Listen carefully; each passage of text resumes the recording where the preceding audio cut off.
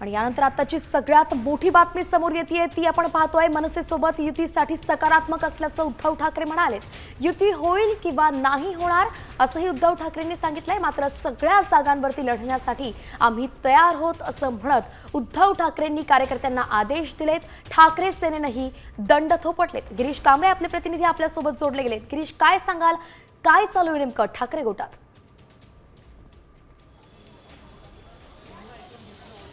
ठाकरे गटाची आज जिल्हा प्रमुख, जिल्हा संपर्क प्रमुख आणि नेत्यांसोबतची एक बैठक पार पडलेली आहे आणि या बैठकीत उद्धव ठाकरे यांनी पुन्हा एकदा मनसेसोबत युती संदर्भात वक्तव्य केलंय। सकारात्मक आहोत मनसेसोबत युती करण्यास, परंतु स्थानिक पातळीवर कशा पद्धतीचं वातावरण याबाबतचं तुम्ही आम्हाला माहिती द्या आणि युती संदर्भातील आम्ही निर्णय घेऊ। त्यामुळे पुन्हा एकदा उद्धव ठाकरे हे मनसेसोबत युती करण्यास सकारात्मक असल्याचं त्यांनी पुन्हा एकदा वक्तव्य केलेलं आहे। नगरसेवकांच्या बैठकीत देखील त्यांनी विचारलं होतं, आजच्या बैठकीत देखील त्यांनी विचारलंय।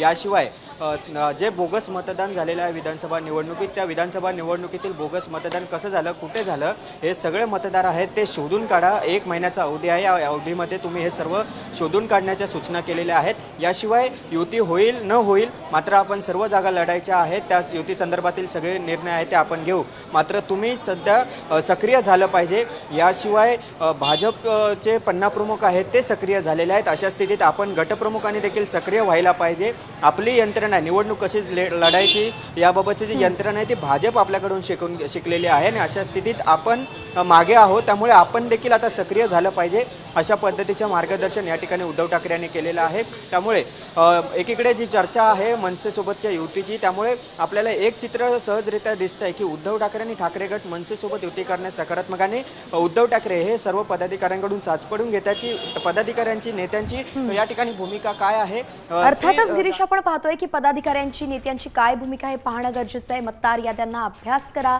लोकसभेनंतर विधानसभा निवडणुकीत मतदार कसे वाढले, कुठे वाढले आणि बोगस मतदार शोधा, असे अनेक महत्त्वाचे मुद्दे जे आहेत, आदेश जे आहेत ते उद्धव ठाकरे सुद्धा आपल्या कार्यकर्त्यांना दिले। एकंदरीतच कळत आहे की आगामी स्थानिक स्वराज्य संस्थांच्या निवडणुकांसाठी सगळेच पक्ष ॲक्शन मोडवरती आलेत।